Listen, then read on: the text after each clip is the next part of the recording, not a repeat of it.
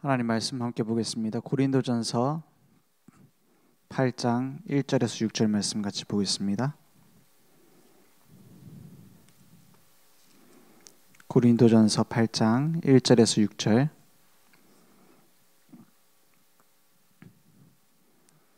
제가 한 절, 여러분이 한 절 교독하겠습니다. 우상의 제물에 대하여는 우리가 다 지식이 있는 줄을 아나 지식은 교만하게 하며 사랑은 덕을 세우나니, 만일 누구든지 무엇을 아는 줄로 생각하면 아직도 마땅히 알 것을 알지 못하는 것이요. 또 누구든지 하나님을 사랑하면 그 사람은 하나님도 알아주시느니라. 그러므로 우상의 제물을 먹는 일에 대하여는 우리가 우상은 세상에 아무것도 아니며 또한 하나님은 한 분밖에 없는 줄 아노라. 비록 하늘에나 땅에나 신이라 불리는 자가 있어 많은 신과 많은 주가 있으나, 그러나 우리에게는 한 하나님 곧 아버지가 계시니 만물이 그에게서 났고 우리도 그를 위하여 있고 또한 한 주 예수 그리스도께서 계시니 만물이 그로 말미암고 우리도 그로 말미암아 있느니라. 아멘. 하나님의 유일한 사랑을 우리는 받았죠. 그러면 그것을 증거하는 증인으로 쓰임 받도록 하나님이 만들어 가실 겁니다. 그러면 어떻게 우리가 하나님의 유일한 사랑을 받았으며 어떻게 우리가 전할 것이냐, 그것을 올바로 알아야겠죠. 그래서 올해 주신 말씀을 기억해야 됩니다. 믿음의 지경을 넓히고 복음의 깃발을 세우자 그랬어요. 복음의 깃발을 세우려고 하니 먼저 뭐부터 해야 되냐? 믿음의 지경을 넓히라는 거예요. 왜냐? 우리가 가지고 있는 많은 불신앙이 있기 때문입니다. 불신앙이라고 했을 때 뭐가 불신앙일까요? 사람들은 주로 그렇게 생각해요. 이 일이 잘 될까 안 될까 의심된다. 이걸 불신앙이라고 말해요. 그런데 성경에 보면은요, 모세가 출애굽할 수 없다, 나는 갈 수 없다라고 말했어요. 그러면 하나님이 불신앙하는 모세를 버리고 믿음 강한 사람을 쓰셔야 되잖아요. 근데 그렇게 안 해요. 그죠? 아브라함을 이제 불러가지고 애굽이 아니라 가나안 땅으로 가라고 했는데 애굽으로 자꾸 가죠. 그러면 아브라함 말고 믿음 강한 사람을 불러야 될 건데 하나님 그렇게 안 하세요. 그 욥기서에 기록되어 있는 욥이 그 족장 시대 사람이라고 합니다. 그러니까 아브라함하고 비슷한 시대 사람이란 말이에요. 욥은요, 믿음이 처음부터 강했어요. 시련이 와서 잠깐 흔들리는 것도 있었지만 끝까지 믿음을 놓치지 않았어요. 그죠? 근데 아브라함 맨날 놓쳐요. 그러면 욥은 우스 사람이거든요. 이방인이란 말이에요. 아브라함의 후손이 아니에요, 욥은. 그러면 욥을 갖다가 하나님이 믿음 강한 욥을, 잘 믿는 욥을 민족으로 만드실 수도 있잖아요. 근데 그렇게 안 하셨어요. 맨날 흔들리는 아브라함 아들은 좀 나아요. 이삭도 자기 부인 팔잖아요. 그죠? 야곱은 더 불신앙에다 인본주의 많이 쓴 사람이었어요. 하나님은 왜 불신앙하고 있는 사람들을 불러서 끝까지 쓰셨을까요? 물론 불신앙하지 않겠다 이렇게 마음을 잘 먹으면은 더 좋았겠죠. 더 중요한 게 있습니다. 불신앙은 나의 연약함이 아니라, 나의 연약함 때문에 불신앙에 잡히는 게 아니라 나의 연약함을 하나님께 안 가지고 오기 때문에 불신앙하는 겁니다. 그죠? 모세가 이런 문제 때문에 저런 문제 때문에 할 수 없습니다 라고 말할 때 하나님 어떻게 하세요? 불신앙하는 너를 쓸 수 없다 이럽니까? 하나하나를 세밀하게 대답해 주세요. 그죠? 아브라함 실수할 때마다 일으키시면서 다시 언약을 계속 얘기해 주세요. 그죠? 그 아브라함과 모세, 다윗 이런 사람 특징이 뭡니까? 사울도 하나님께 쓰임 받다가 사울은 중간에 버림받았죠. 사울도 처음에 잘 믿었는데 왜 버림받았습니까? 자기의 연약함을 하나님께 가지고 오지 않고 여기서 해결하려고 했어요. 그죠? 여기서 해결하려고 했어요. 하나님의 사람, 하나님이 쓰신 믿음의 사람은 뭐냐? 나의 연약함이 없단 말이 아닙니다. 강하단 말이 아니에요. 연약함을 하나님께 가지고 왔어요. 그죠? 그때 하나님은 뭘 주셨죠? 은혜를 주신 거예요. 그죠? 내가 믿음을 강하게 먹어야겠다. 아닙니다.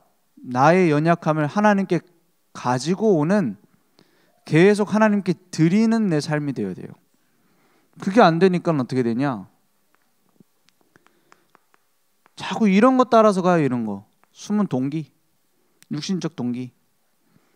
꼭 어떤 돈이 아니더라도 어떤 사람에게 인정받는 거. 오늘 그 고린도전서 8장 3절에 보면 이런 말씀이 저는 계속 기억에 남더라고요. 뭐냐면 누구든지 하나님을 사랑하면 어떻게 된다고요? 하나님을 사랑하면 그 사람은 하나님도 알아주시느니라 했어요. 어떤 사람을 하나님 알아주신다고요? 어떤 사람을 많은 응답을 받으면, 많은 일을 하면, 많은 헌신을 하면, 많은 희생을 하면, 헌금을 많이 드리면? 아닙니다. 하나님 뭐라고 하세요? 하나님을 사랑하면 그 사람은 하나님도 인정해 주신다 이 말이에요. 그죠? 세상 것을 사랑하고 세상에 인정받는 것을 사랑하고 내가 어떻게 하면은 조금 돋보일까 이걸 위해서 몸부림치는 사람은 사람에게 이미 인정받았기 때문에 하나님은 인정 안 해주신다 이 말이에요. 그죠? 아, 율법 지키는 게 맞아. 아, 율법은 이미 끝났어. 복음은 누리는 거야. 고린도 교회가 이렇게 나눠서 싸우고 있어요. 똑같습니다. 누굴 위해 싸워요? 하나님을 사랑하는 게 아니라 나 자신을 사랑하는 거예요. 그죠? 내 주장이 맞다라는 거예요. 내가 옳다는 거예요. 은혜를 모르는 사람은 그렇게 됩니다. 그죠? 은혜를 놓친 사람은 그렇게 돼요. 저도 그럴 수 있고 여러분도 그럴 수 있어요. 누구나 그럴 수 있습니다. 은혜에서 시작되지 않고 자꾸 그런 거 있죠. 막 이런 거 비교의식. 여기서 시작되니까는 자꾸만 뭐에 빠집니까? 열등감 빠지잖아요. 혹은 같은 수준입니다. 우월감. 이런 걸로요. 나는 하나님께 쓰임받는 사람이야. 저것들은 율법주의자야. 고린도기 그래서 싸웠다니까요. 아이 저거는 사는 거 보니까 완전 짐승이야. 이방인하고 똑같아. 저 구원 못 받았어. 이렇게 말하는 사람도 있었고요. 어느 게 맞습니까? 둘 다 완전히 틀렸어요. 시작이 이런 거잖아요. 네, 동기. 형제를 살리려고 하는 말이냐 이 말이에요. 네가 하나님을 사랑하냐? 하나님은 알아주신다. 하나님을 사랑하는 자, 그 형제들을 살리려고 해야지. 왜 내가 올 때 네가 틀리다 그래갖고 싸우느냐? 그 말을 계속하는 거예요. 비교의식, 열등감, 우월감. 여기에서 교회 일을 시작하는 사람이 많아요. 의외로 많습니다. 아, 누구는 이만큼 헌금했는데 나도 해야 되겠다. 누구는 이렇게 헌신하는데 나도 이렇게 해야겠다. 그게 그렇게 하면 망한다 이런 말은 아닙니다. 그런 내 틀린 동기를 가지고 있으면 죽습니까? 거기에서 그 동기를 하나님께 맡기고 하나님께 가지고 나오지 않으면 나도 모르게 병들어요. 그죠? 우리도 순식간에 그렇게 실수하기 쉽다니까요. 어느 날 보면은 내가 그런 자리에 가 있을 수도 있어요. 왜? 사람이니까. 그래서 기도하는 겁니다. 그래서 기도하는 거예요. 내가 이런 것을 눈치채고 내가 이런 것을 이길 수 없기 때문에 나 중심으로 생각할 수밖에 없잖아요. 그 집에 가보세요. 다 이해됩니까? 남편 이해 다 완전히 100% 다 이해됩니까? 자식들이 이해돼요? 그 말은 뭐죠? 인간은 나 중심일 수밖에 없어요. 나는 나 중심이 아니야. 난 복음 들이니까 나 중심이 아니야. 거짓말쟁이에요. 그건 진짜로 나 중심으로 다른 사람 말을 무시하기 때문에 모르는 걸 수도 있어요. 그렇죠? 워낙 나 중심이면 다른 사람도 나한테 다 맞춰주기 때문에 그냥 다 나랑 맞는 줄 알아. 그럴 수도 있죠. 사람은 어쩔 수 없이 나 중심입니다. 사람은 어쩔 수 없이 물질 중심입니다. 사람은 어쩔 수 없이 내 성공 중심이 될 수밖에 없어요. 그래서 우리에게 은혜가 필요한 거예요. 그래서 그리스도께서 나를 건져내야 되는 거예요. 이길 수 없기 때문에. 근데 그리스도를 안 붙잡고 내가 할 수 있다고 하니 계속 여기 빠지는 겁니다. 그죠? 그러니까 뭐 할 수밖에 없죠. 틀린 뭔가의 주의를 하는 거예요. 율법주의, 인본주의. 안 되니까는 막 신비주의. 율법은 너무나 좋은 하나님의 말씀입니다. 율법은 지키면 지킬수록 좋아요. 율법 내용이 뭐 있습니까? 먹지 말라는 거, 하지 말라는 거, 하라는 거, 먹으라는 거, 이런 거 구분돼 있어요. 그 잘 지켜갖고 먹으면은요 소화도 잘 돼요. 그죠? 소화도 잘 된다니까요. 그 이스라엘 그 풍토에 율법에 맞춰서 먹으면은 그 배탈이 덜 난대. 그런 게 있어요. 그런 것도 좋은 거죠. 그리고 율법대로 살면은 사람이 얼마나 바르고 다른 사람들도 인정해 주겠습니까? 그죠?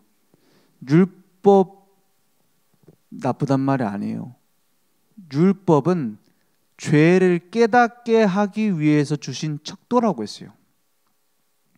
그러니까 하나님 수준이 될 수 없는 나 깨닫게 하려는 거예요. 그리고 하나님이 기뻐하시는 것이 이것이다. 근데 너는 지킬 수 없지. 그래서 은혜가 필요하다. 이것을 깨닫게 만드는 게 율법이에요. 근데 율법주의는 뭡니까? 율법을 안 지키면 구원이 없다. 율법을 지키는 것만이 하나님을 기쁘게 하는 것이다. 이렇게 말하고 있어요. 그건 아니죠. 그죠? 그 집에서도 말 잘 듣는 아이 있고 말 안 듣는 아이 있을 수 있어요. 보통 다 안 듣죠. 근데 말을 잘 듣는다고 부모가 안심해도 되나요? 저는 보니까 이 청소년기 때 심각한 문제 빠지는 아이들 중에서 부모 말 잘 듣는 애들이 많더라고요. 그러니까 심각한 문제라는 게 이런 범죄에 연루되는 거 있잖아요. 집 나가고 돌아다니는 애들도 있지만 꼭 그런 애들만 범죄에 빠지는 게 아니더라고요. 오히려 부모 말을 너무 잘 듣는데 뒤에서 이중생활하는 거 있죠.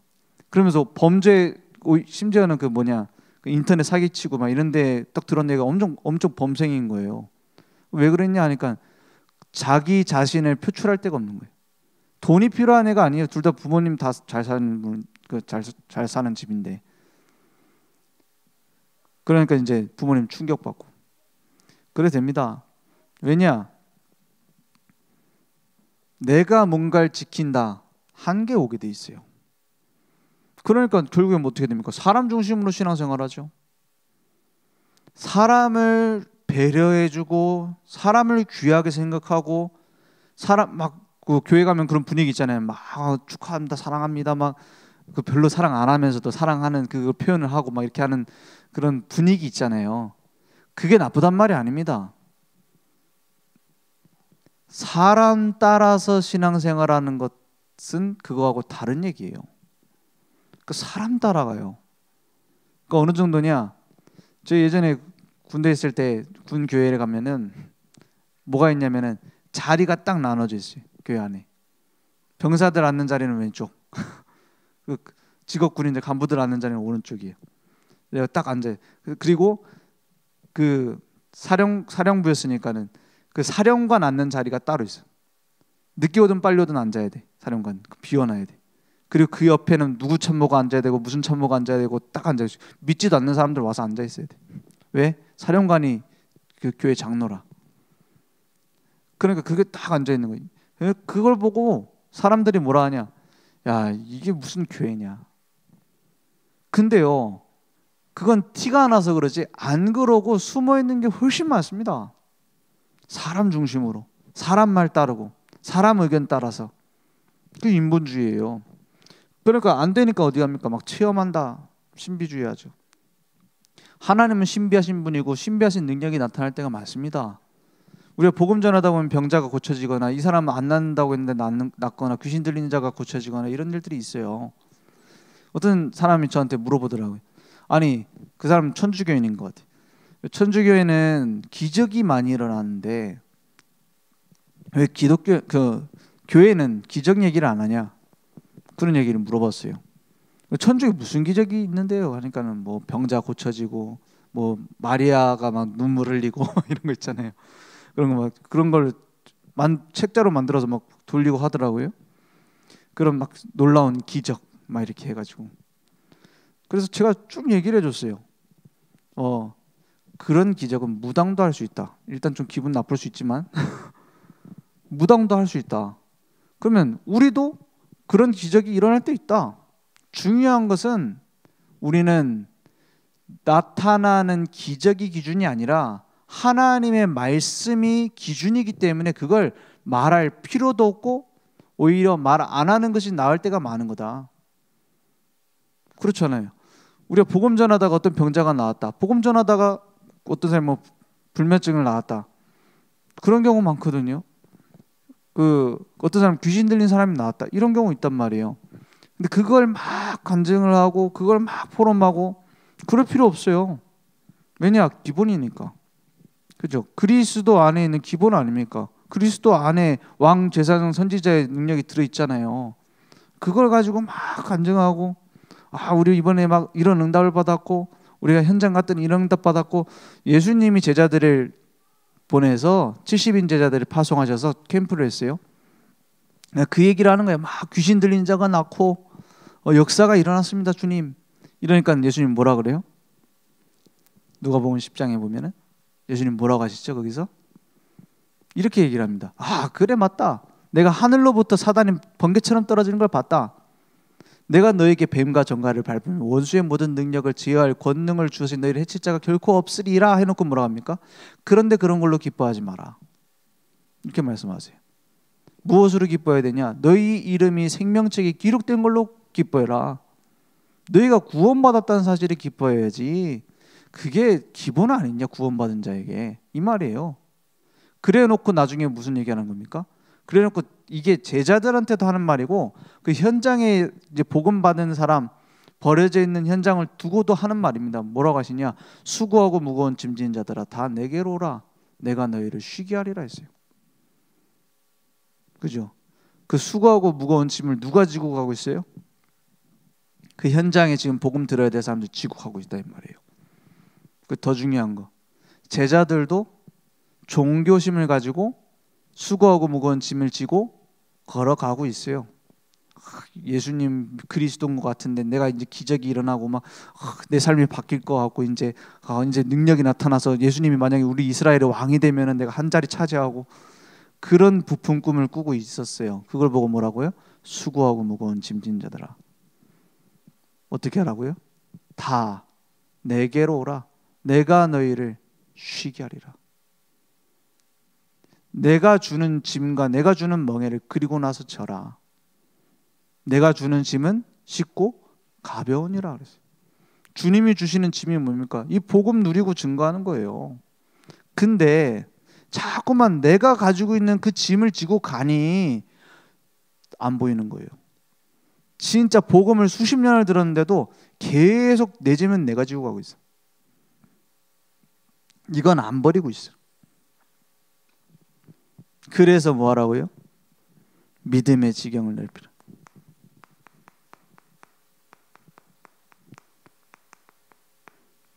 믿음의 지경을 넓혀라. 믿음의 스케일을 키우라는 거예요. 믿음의 그릇을 키우라는 거예요. 지금 응답 받았네 못 받았네 이 정도 믿음 말고 진짜 하나님이 원하시는 것을 찾아서 하나님께서 주신 믿음으로 결단하는 것. 그러면 복음의 깃발은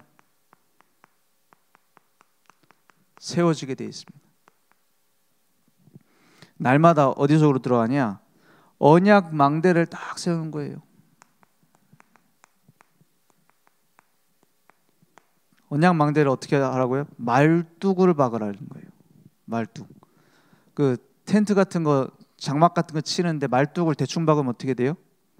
예전에 캠핑을 갔는데 그 바람이 불어가지고 텐트가 들썩들썩거리는 거예요. 왜? 막 그 나가 보니까 어떻게 됐냐? 그 박아놓은 핀이 다 뽑혀 있는 거 있죠. 그래서 이대로 가면은 뒤집어지겠다 해가지고 막 비바람 몰아치는데 거기서 막 한 점 옷 다 젖도록 그걸 다시 박았어요. 그러면서 드는 생각이 뭐였냐면, 처음부터 똑바로 박을 걸. 그죠? 안 그러면 뒤집어진다니까요. 비바람 몰아치는데 가갖고 막 박아야 된다니까요. 언약 말뚝이 내게 딱 박혀 있지 않으면 어떻게 되죠? 문제 오면 흔들려 버려요. 그럼 그때 가서 막 나가갖고 막 박으려는 힘든 거예요. 우리 아이들 데리고 와가지고 우리 교회 랩런트들 같이 가서 철로역정 뮤지컬을 봤어요. 철로역정 뮤지컬을 쭉 보는데 진짜 역정이더라고요. 막 힘든 길을 막 가고 유혹당하고 막 중간에 한 명 죽고 막 어려운 길을 막 가요.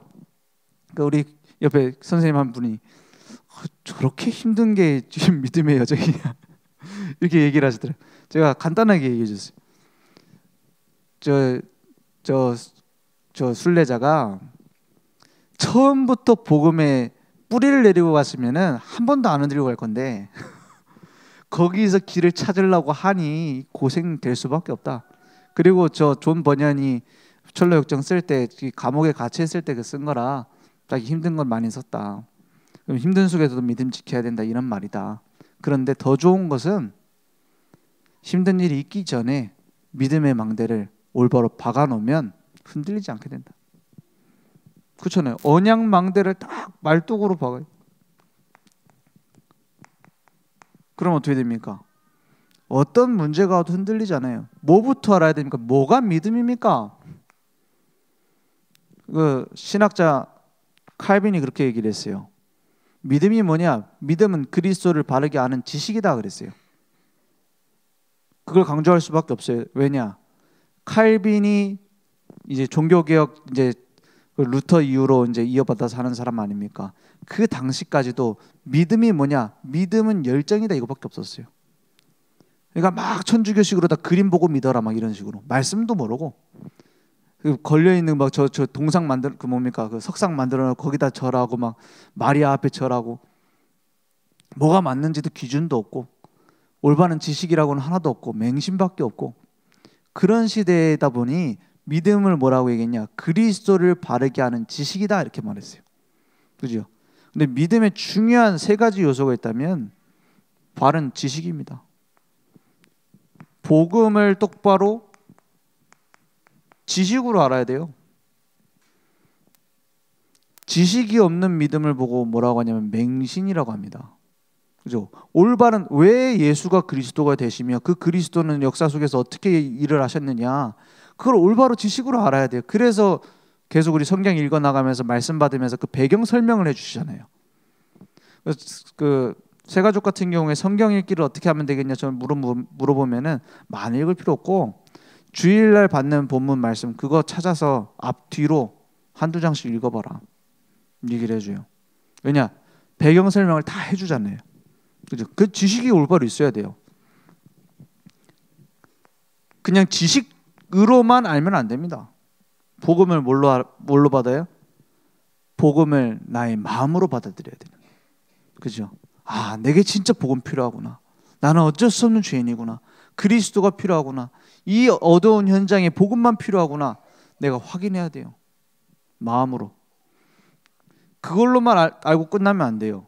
뭘로 알아야 되죠? 의지적으로 알아야 돼요. 무슨 말입니까? 복음을 누리고 복음의 비밀을 누리기 위하여 의지적으로 도전하면서 따라간다 이 말이에요.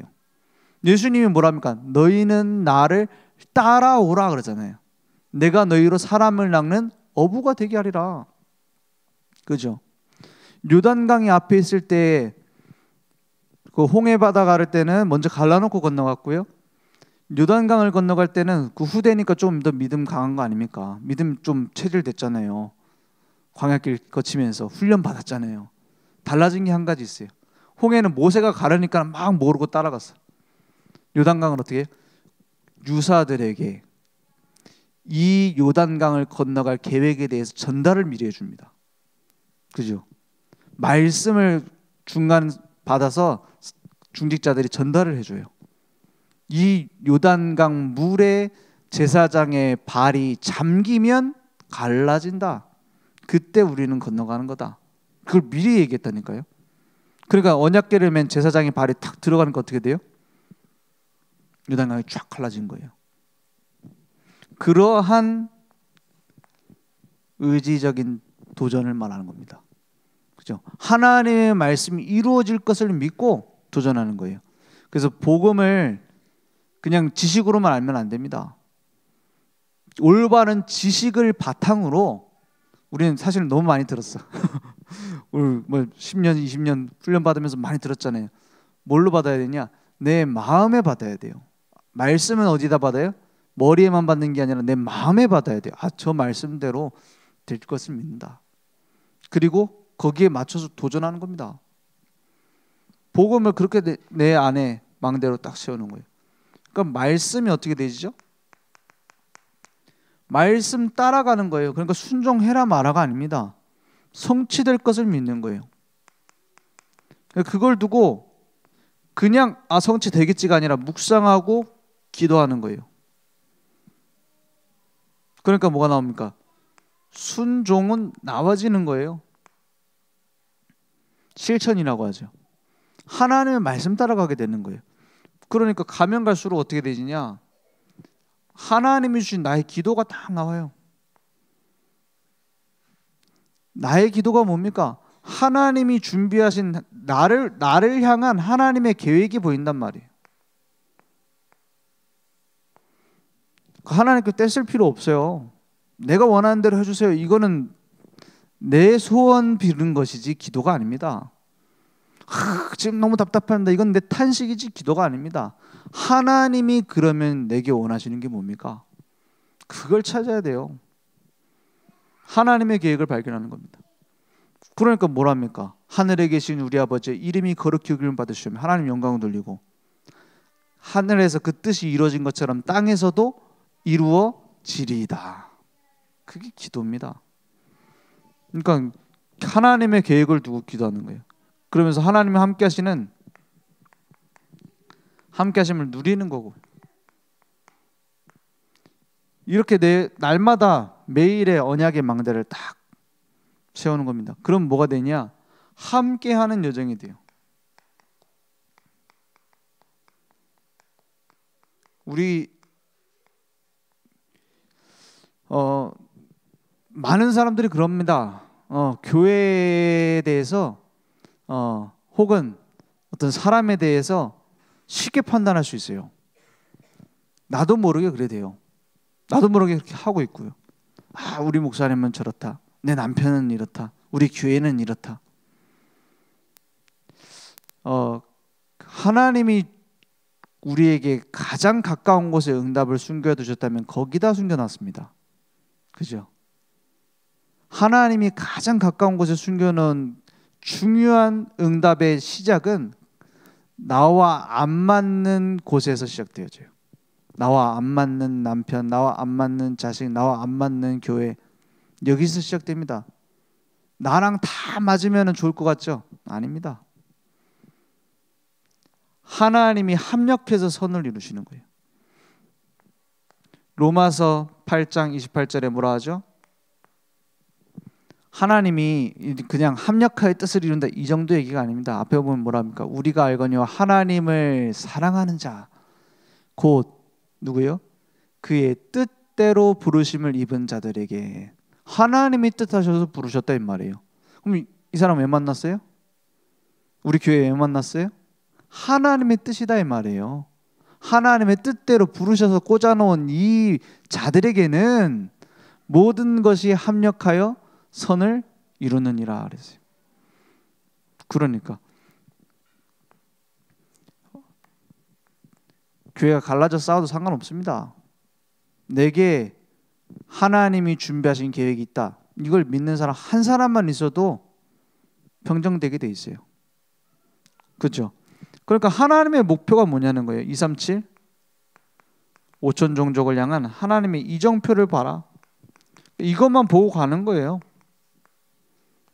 복음 들어야 될 사람 너무 많습니다. 사단이 원하는 게 뭐겠습니까? 사단이 원하는 건 딱 하나입니다. 사단이 원하는 건요, 복잡하지도 않아요. 사단이 원하는 게 뭔지 아십니까? 이걸 해야 될 사람들이 다른 데 관심 갖도록 하는 거예요. 그것뿐입니다. 올바른 복음을 전해야 될 사람이 다른 데 관심 갖도록 만드는 게 사단이 제일 원하는 거예요. 그거 외에는 없습니다. 그런 사단의 목표를 이루기 위해서 여러 방법을 쓸 뿐이요. 그죠? 어떨 때는 누군가 사람의 연약함을 통해서, 어떤 사람의 강함을 통해서, 어떨 때는 뭔가 문제를 통해서, 사건을 통해서. 그러면 우리는 반대로 하면 되잖아요. 그죠? 믿음의 지경을 넓혀라. 내 수준으로 보지 말고 하나님 수준으로 봐라. 그러면 어떻게 됩니까? 하나님이 일하시는 거예요. 복음의 깃발이 그런 세워지는 거죠. 그러니까 지금 고린도 교회를 보세요. 고린도 교회의 지금 상황과 우리 교회 상황과 전 세계 교회, 한국 교회 상황을 보면서 나는 어디에 서 있어야 되느냐? 고린도 교회 안에 어떤 사람들이 있었느냐? 언약을 막는 사람들이 있었어요.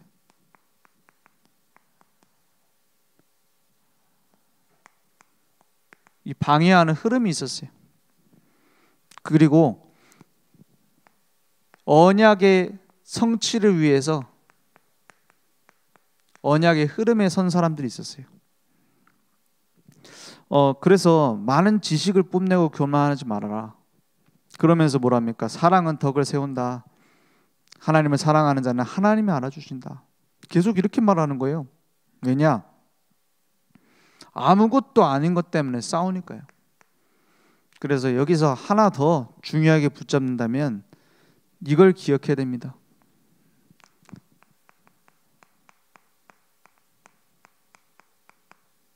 언약의 발자취를 남길 걸 기억해야 돼요. 지나고 보면은 다릅니다. 예전에 그런 얘기들 많이 했었잖아요. 실제로 그런 시위도 막 하고 그랬었는데 미국에서 소를 들여오면은 사람들 뇌에 구멍이 난다. 그런 얘기를 많이 했어요. 그래서 그걸 먹느니 청산가리를 먹겠다. 그때 진짜 큰일 나는 줄 알았다니까요. 저도 진짜 큰일 나는 거 아니야 이랬다니까요. 근데 지금 소고기 너무 잘 먹어요. 그리고 그것 때문에 지금 지나고 났으면 뇌에 구멍이 났어야 되는데 아무도 안 났어요. 그리고 저 뭡니까? 무슨 전자파 나온다고, 사드 배치하면 전자파 나온다고, 무슨 그것도 한참 얘기했었잖아요. 지나고 보니까는 아무것도 문제 없어요. 일본에서 무슨 오염수를 내뿜어 가지고 우리는 다 핵폐기물 나오는 그런 거 먹게 된다 이랬는데 지금 다 먹어요. 좀 수산시장 가면 없어서 못 찾아요. 왜 그러냐? 지나고 보니까 아닌 경우가 많다 이 말이에요. 물론 조심해서 나쁠 건 없죠. 뭐 정치적 얘기를 하는 건 아닙니다. 조심해서 나쁠 건 없죠. 근데 지나고 보면은 나오는 게 있어요. 그때 생각했던 것이 지금 옳지 않아요. 그죠? 신앙생활 마찬가지입니다. 지금은 이게 막 무조건 옳다. 교회가 이걸 바꿔야 된다. 우리 남편은 이걸 바꿔야 된다. 우리 자식들은 이걸 바꿔야 된다. 지나고 보면 아니면 어떡할 때요? 그죠? 그게 나라는 사람의 기준의 한계예요. 그래서 어떡하라고요? 너희는 서로 사랑하라 그랬어요. 사랑하라. 이것은 단순한 세상의 지혜가 아닙니다. 하나님 입장에서 봤을 때 사랑해라. 그죠? 하나님의 절대 주권 속에서 봤을 때 사랑해라. 지나고 보면 답 나올 겁니다. 용서하는 겁니다. 그죠? 그리스도께서는 십자가에서 우리를 용서하셨어요. 저는 진짜 용서 못하는 성격이었어요. 진짜 막 한번 원수 삼으면 끝까지 원수되고 그랬다니까. 지금 말하면 안 믿어. 지금 원수도 없고 미워하는 사람도 없고 그렇거든요. 한 번 미워하면 계속 미워하고 막 이런 성격이었어요. 그래서 막 몇 년씩 얘기 안 하고 막 대단했다니까요. 근데요, 복음 알고 보니, 그리스도 안에 들어가고 보니 아무것도 아닌 거 있죠. 그죠? 그리스도께서 나를 용서하셨다는 것을 확인하고 보니 그 사랑 안에 있으면 용서해라가 아닙니다. 나보다 더한 죄인이 없어요. 나보다 더 악한 자가 없어요. 그리스도면 돼요. 그죠? 그리스도의 십자가의 사랑이면 된다니까요. 그것을 누리는 겁니다, 매일. 그래서 너희는 때를 따라 돕는 은혜를 얻기 위하여 은혜의 보좌 앞에 담대히 나아가라 그랬어요. 우리의 모든 상황을 하나님은 알고 계십니다. 그래서 우리의 마음을 동정하신다 했어요. 히브리서 4장 15절에 보면 우리에게 있는 대제사장은 우리와 똑같이 시험 받으셨는데 죄는 없으신 분이시다 그랬어요. 죄가 있으면 우리 죄를 해결 못하니까요. 우리의 연약함을 다 알고 계세요. 나는 용서 못해요. 나는 답답한 사람이고 나는 나밖에 모르는 사람이고 그게 납니다. 그게 인간입니다. 근데 16절에 뭐라 합니까? 그래서 우리에게 뭐가 필요하다고요? 우리는 긍휼하심을 받고 때를 따라 돕는 은혜를 얻기 위하여 은혜의 보좌 앞에 담대히 나아갈 것이니라. 날마다 그래서 나는 그리스도가 필요하구나. 날마다 내 성격이 이러니까 그리스도가 필요하구나. 그게 하나님 앞에서의 하나님이 알아주신다 그랬어요. 거기에 대해서. 그러니까 하나님은 결국 그런 사람들을 쓰셨습니다. 내가 해결하려고 내가 잘나려고 하는 사람들은 결국 무너졌어요. 연약하지만 그리스도의 은혜 앞에 나간 사람은 100% 쓰임받았습니다. 그래서 우리는 감히 할 수 없는 완전한 아가페적 사랑을 내게 주셨습니다. 그죠? 무조건 사랑해요. 나는 잘하면은 사랑하고 나랑 수틀리면은 싫어하고 저희 집에 키우는 강아지도 한 번씩 배변 실수하면은 확 싫더라고요. 막 너무 귀엽다가도 막 내다 버릴까 막 이런 막 마음도 확 올라오고 그러더라고요. 어떻게 저러지 막 이러면서 강아지니까 그런 건데 사람의 마음은 그래요. 무조건 사랑은 없습니다. 그리스도만 무조건 사랑을 주셨어요. 그걸 가지고 뭘 하라고요? 나도 기억해 보세요. 나는 진짜 하나님을 사랑하는가? 복음 사랑하는가? 왜 첫사랑을 찾으라고 하잖아요. 아닙니다. 가면 갈수록 더 사랑은 커지게 돼 있어요. 왜냐? 가면 갈수록 하나님의 사랑을 알아가니까. 복음 사랑하면 뭐가 나오죠? 여기서 나오는 게 영혼 사랑입니다. 아, 복음이 없으면 안 되는구나. 이 사람 진짜 저 빠져 죽고 있구나. 그 영혼 사랑 되어지면 뭐가 보이죠? 그래서 복음 전하는 전도자가 중요하고 교회가 중요한 거예요. 이건 어떤 캠페인 구호가 아닙니다. 당연할 수밖에 없는 거예요. 그리스도께서 피값 주고 산 교회를 소중하게 생각할 수밖에 없는 거예요. 그죠? 그래서 막 이 교회는 왜 이래? 아닙니다. 하나님이 피값 주고 산 교회. 나는 거기 생명 거는 겁니다. 그러니까 뭐가 나옵니까? 후대에 대한 올바른 사랑이 나오는 거예요. 이게 안 되면 아마 집착할 수밖에 없을 겁니다. 이게 안 되면 아니면은 집착하든지 반대로 방임하든지 둘 중 하나 될 수밖에 없어요. 왜냐? 힘드니까. 그죠? 힘들어서 방임하면서 핑계는 뭐예요? 하나님 알아서 하시겠지. 그거 아닙니다. 성경에 보세요. 그렇게 키우지 않았어요. 어떻게 하나님이 원하시는 자녀를 키울까? 그걸 고민했지. 하나님 알아서 하시겠지 이러지 않았어요. 그리고 반대로 막 붙잡아요. 막 내 맘에 안 들면 죽여요. 막 둘 다 아니에요. 진짜 하나님이 보셨을 때 어떻겠느냐, 이렇게 후대를 보면 아, 올바로 키우려면 하나님이 원하시는 게 이거구나, 준비가 돼요. 그걸 준비하는데 기쁘고요. 그렇게 될 겁니다. 저도 이렇게 말하지만 안 될 때 많아요. 답답하니까. 특히 내 닮은 모습 나오면 막 뒤집어지죠. 그럴 수 있습니다. 그래서 그리스도가 필요하다. 날마다 우리는 그 은혜 속으로 들어가는 겁니다. 문제에 집중하는 내 상태가 끝나고 그리스도께 집중할 때 문제는 지나갈 것입니다. 기도하겠습니다. 하나님 감사합니다. 하나님 감사합니다. 날마다 그리스도의 십자가의 은혜, 하나님의 크신 사랑이 우리의 삶에 확인되어지며 누려지며 증거되어질 수 있도록 주님 역사해 주옵소서. 이 일을 위하여 날마다 하나님 앞에 엎드리는 예배의 삶이 회복될 수 있도록 주님 인도해 주옵소서. 예수 그리스도 이름으로 기도했습니다. 아멘.